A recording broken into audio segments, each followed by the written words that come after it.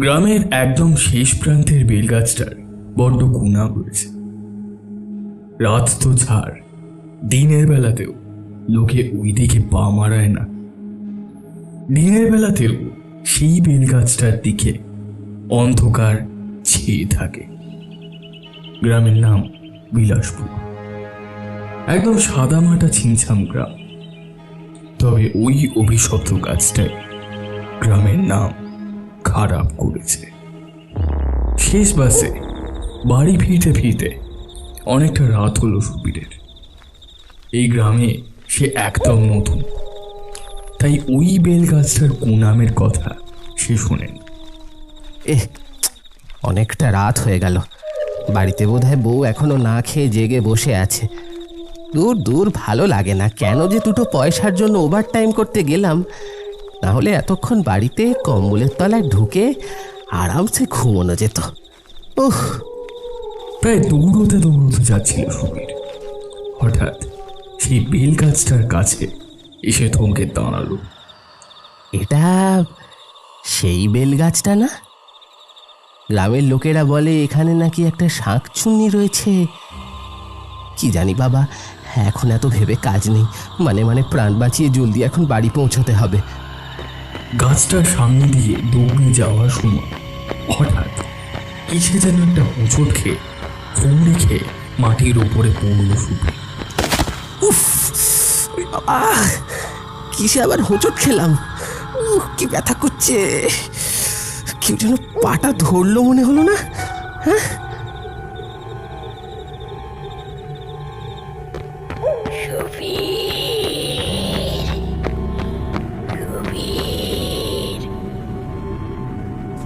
কেউ পিছু করছে মনে হচ্ছে না?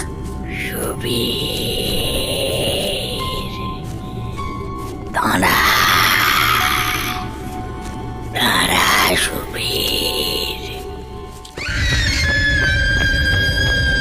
দাঁড়া দাঁড়া সুবীর। কি গো, আজ এত দেরি হলো? আরে এত হাঁপাচ্ছ কেন? আর বলো না, এই বেলতলা শাঁকচুনি তারা করেছিল। সে কি শাঁকচুন্নি? তুমি আবার গ্রামের লোকের মতো এসব বিশ্বাস করো নাকি? আরে না গো, সত্যি বলছি, আমি নিজে অনুভব করেছি কেউ যেন আমার পাটা চেপে ধরেছিল, নইলে আমি এরকম দৌড়ে দৌড়ে আসি নাকি? আচ্ছা ঠিক আছে, তুমি এখন ঘরে ঢুকে হাত পা ধুয়ে নাও, আমি তোমার জন্য ভাত বাড়ছি। ঠিক আছে, আচ্ছা আমি তাহলে স্নানে যাচ্ছি। এই বলে সুবীর স্নানে চলে গেল। স্নান সেরে এসে দেখল মেঝেতে ভাত বাড়া আছে, কিন্তু তার বউকে সে কোথাও দেখতে পেল না। রেশমি, এই রেশমি, কোথায় গেলে? না, কোনো সাড়া নেই।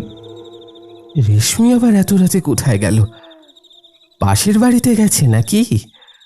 রেশমি, রেশমি।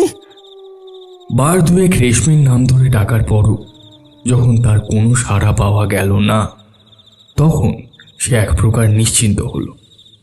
নিশ্চয়ই পাশের বাড়ির গীতা কাকিমার কাছে গেছে। এত রাতে আবার কি দরকার? যাকে এখন খেয়ে নি, যা খিদে পেয়েছিল দুপুর থেকে, বাবা। এই বলে সে খেতে বসল। খেয়ে ওঠার পরও যখন রেশমির কোনো সাড়া পাওয়া গেল না, তখন তার বেশ ভয় হতে শুরু করলো। রেশমি এখনো এলো না, কি ব্যাপার? যাই, একবার গীতা কাকিমার বাড়ি গিয়ে খোঁজ নিয়ে আসি। এই বলে সে তার পাশের বাড়ির দরজার সামনে এসে বার দুয়েক কড়া নাড়ল। রেশমি, রেশমি।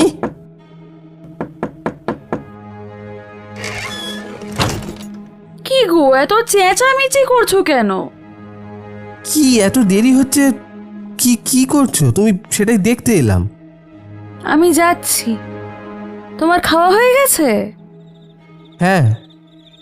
আচ্ছা, তুমি শোয়ার তোড়জোড় করো, আমি যাচ্ছি। কালকে তো গীতা কাকিমার বাড়িতে পুজো, তাই একটু জোগাড় যন্ত্র করতে এসছিলাম। আচ্ছা, আমি যাচ্ছি, তুমি তাড়াতাড়ি এসো। এই বলে সুবীর নিজের বাড়িতে ফিরে গেল।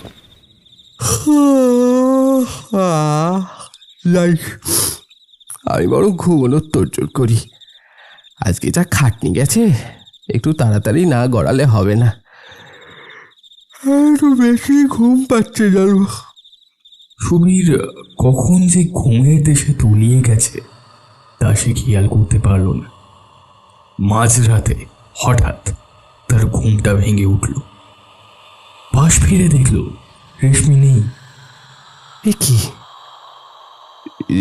রেশমি কোথায় গেল? ওকে এখনো বাড়ি ফেরেনি না কি?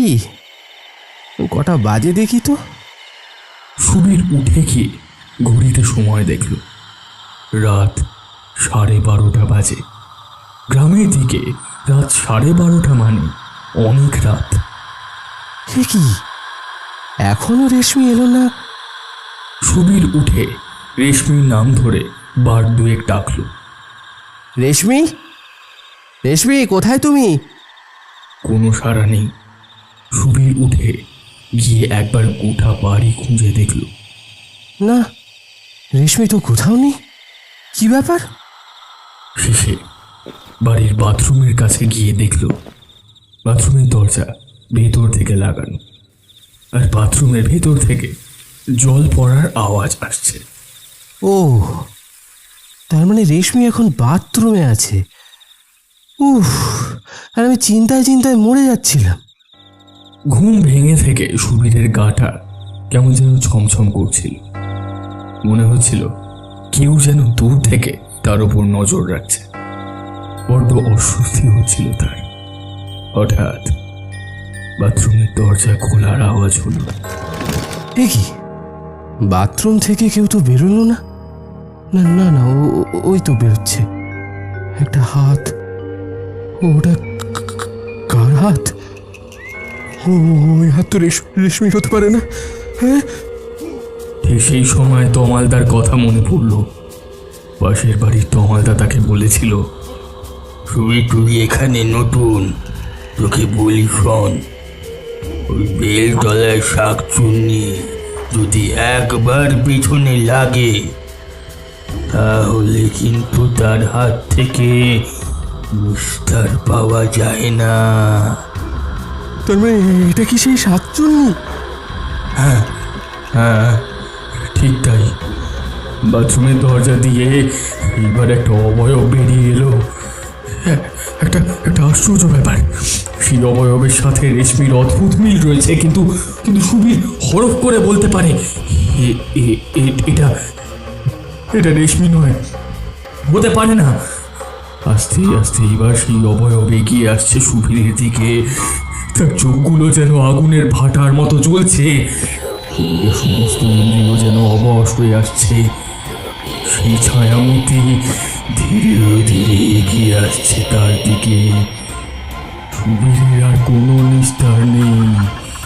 সেই ছায়ামূর্তি এইবার আলিঙ্গনের ভূমিকায় তার দুখানা হাত বাড়ালো, আর আস্তে আস্তে তার দুই হাত সুবীরের গলার দিকে এগিয়ে এলো। হিংস্র গলায় সে বলে উঠল, কি গো, তুমি জেগে গেছো?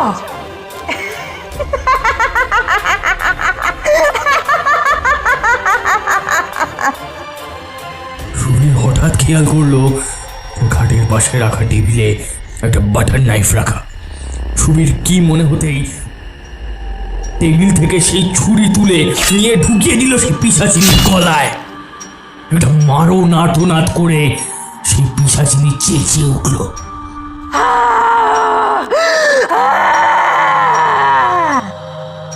সুবীরকে ঠেলে ফেলে দিয়ে দরজা খুঁজে বাড়ির বাইরে বেরিয়ে গেল সে।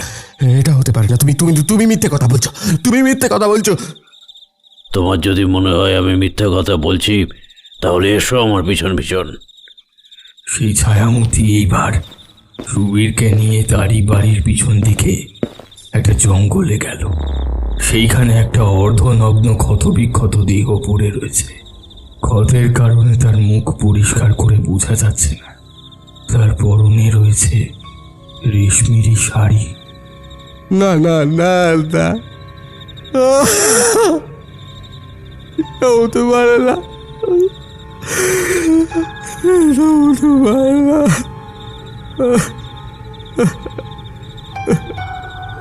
বাস্তব তোমার চোখের সামনে সুবীর।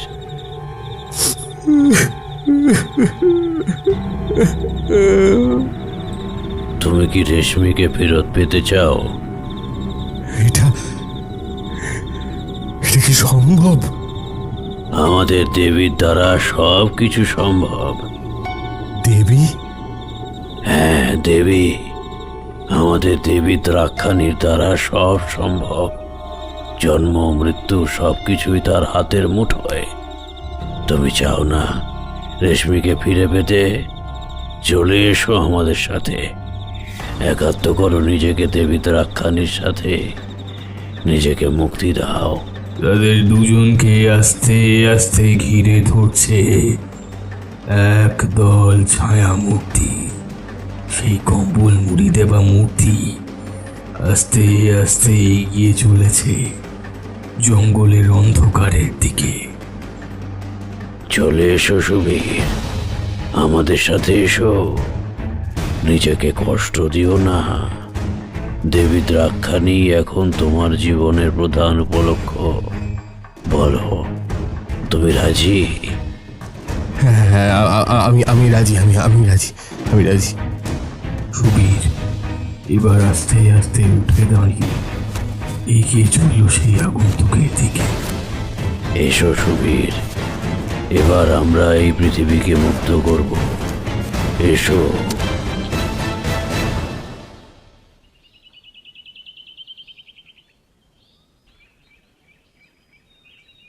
এই নিয়ে 7খানা প্রাণ নিল ওই পিশাচিনী। কিছু তো একটা বিহিত করতেই হবে, নইলে নইলে আস্তে আস্তে গোটা গাছে উজাড় হয়ে যাবে। পিশাচিনী? হাতে রাখা খবরের কাগজ নামিয়ে রেখে ভিড়ের মধ্যে থেকে এক জনৈক ব্যক্তি জিজ্ঞেস করল, কি দাদা, গ্রামে নতুন নাকি? হ্যাঁ, আজকেই এসেছিস কেন বলুন তো? না মানে ওই পিশাচিনীর কথা খালি আমাদের গ্রামে কেন, আশেপাশের প্রায় সমস্ত গ্রামের লোকজনই তো জানে। হ্যাঁ, আমি আসলে এখানে নতুন, অনেক দূর থেকে এসেছি। আমাকে একটু ওই পিশাচিনীর ব্যাপারে খুলে বলুন তো ভাই। আমাদের গ্রামে একদম শেষ প্রান্তে একটা বেল গাছ রয়েছে। ওই বেল গাছেই বাস করে এক পিশাচিনী। এই নিয়ে 7খানা প্রাণ নিয়েছে ওই পিশাচিনী। এর আগে বাকিরা তো হার্ট ফেল করেই মারা যেত, কিন্তু এবার সেই পিশাচিনী নৃশংসভাবে হত্যা করছে গ্রামের লোকদের। বাপরে, কি সাংঘাতিক ব্যাপার! হ্যাঁ, এই তো গেল সপ্তাহে ওই যে সামনের বাড়িটা দেখছেন না, ওই যে, হ্যাঁ হ্যাঁ, ওই লাল বাড়িটা, ওই বাড়ির বউ রেশমির মৃতদেহ ওদের বাড়ি থেকে কিছু দূরেই পড়েছিল। বাবা, হ্যাঁ মনে আছে তো, সে কি দৃশ্য! রক্তে ভেসে যাচ্ছিল গোটা জায়গাটা। হ্যাঁ, আর কি বলি বলুন তো, ওই ফুটফুটে মেয়েটা কি অসহায় বাবা মারা গেছে জানেন? গলার কাছে একটা ছুরি বিধিয়ে হত্যা করেছে ওই পিশাচিনী। হ্যাঁ, শুধু কি তাই, ওই যে ওদের বাড়ির পেছনে যে জঙ্গলটা আছে না, ওখানে আরেকটা ক্ষতবিক্ষত অর্ধনগ্ন মৃতদেহ পাওয়া যায়।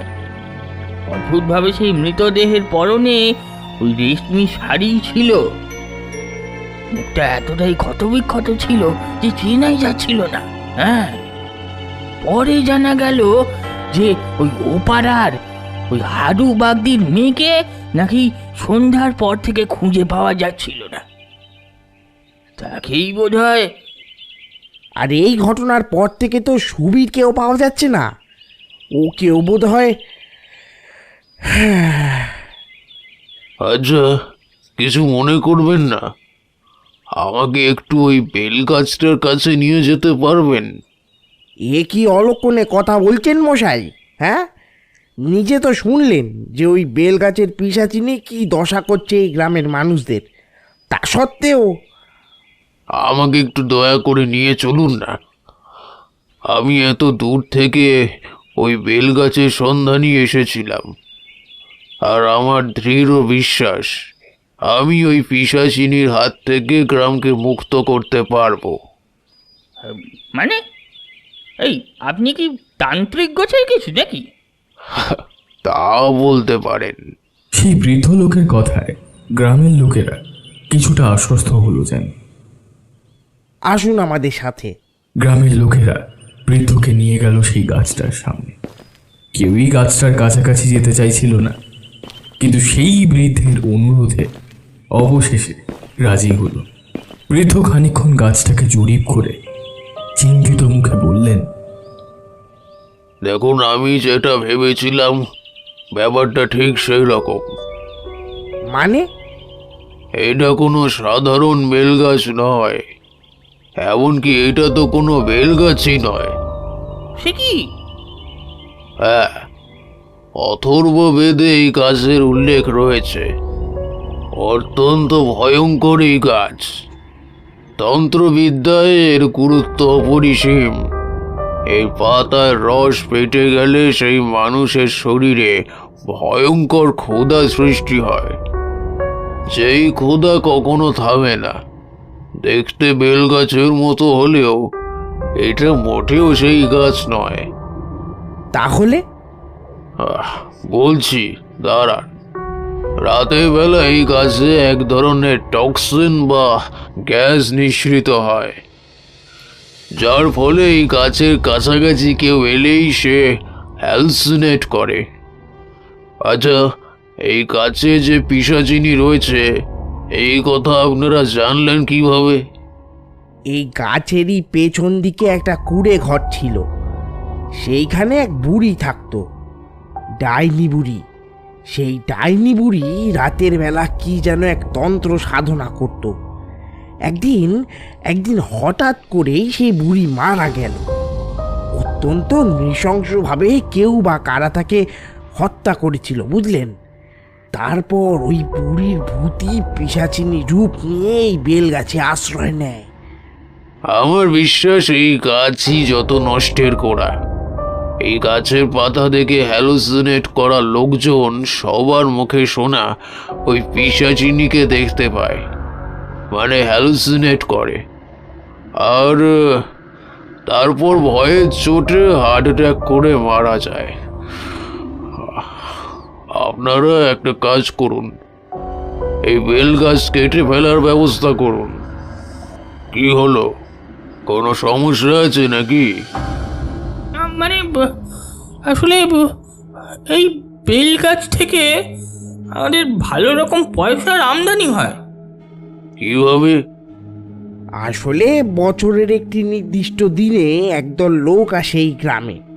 তারা সারা রাত জেগে এই বেলতলায় কি যেন করে। তারপর পরের দিন এই গাছের প্রায় সমস্ত পাতা ছিঁড়ে বোঝাই করে নিয়ে যায়। তারা সারা রাত কি করে আমাদের দেখার অনুমতি নেই। এর পরিবর্তে ওরা আমাদের গ্রামে মোটা রকমের টাকা অনুদান হিসাবে দেয় আর কি।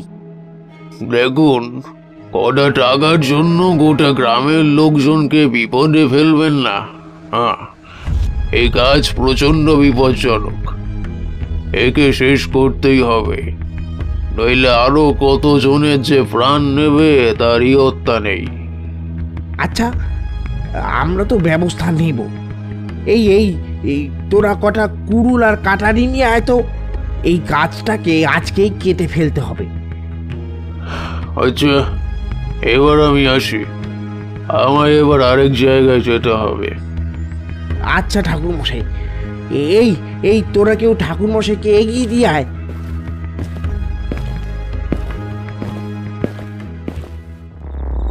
ভাই ভাই তাড়াতাড়ি কাজটা শেষ কর, এবার তো বাড়ি যেতে হবে, সন্ধে হয়ে এলো বলে। ওহ বাবা, কি অলক্ষণে গাছ মাইরি! সেই দুপুর থেকে গাছ কাটা শুরু করেছি। বাপ রে বাপ, এখনো কতক্ষণ যে লাগবে কি জানে। তোমাদের সাহস হয় কি করে এই গাছ কাটার?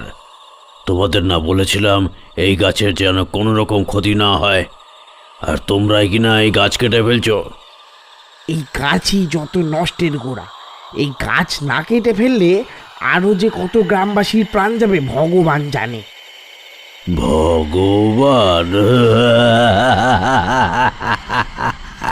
এবার সেই গ্রামবাসীদের চেপে ধরল। সুবীর এবার আস্তে আস্তে এগিয়ে গেল তাদের দিকে। সুবীর, সুবীর, সুবীর, আমাদের ছেড়ে দাও সুবীর। আমরা তোমার কোনো ক্ষতি চাইনি বাবা। সুবীর, সুবীর, আমাদের ছেড়ে দাও, আমাদের ছেড়ে দাও সুবীর। কিন্তু সুবীর থামলো না, ধীরে ধীরে এগিয়ে গেল তাদের দিকে। এরা অনেক বেশি জেনে ফেলেছে, এই গ্রামের লোকজনকে আর বাঁচিয়ে রাখা যাবে না। এই কে আছিস, গোটা গ্রামে আগুন লাগিয়ে দে, আর খেয়াল রাখিস একটা কেউ যেন বেঁচে না যায়। আর মাত্র কিছু সময়ের অপেক্ষা, সূর্যাস্তের আর বেশি দেরি নেই। তারপর উঠবে নতুন সূর্য, খুব তাড়াতাড়ি দেবী জেগে উঠবেন, মুক্তি দেবেন সবাইকে, মুক্তি।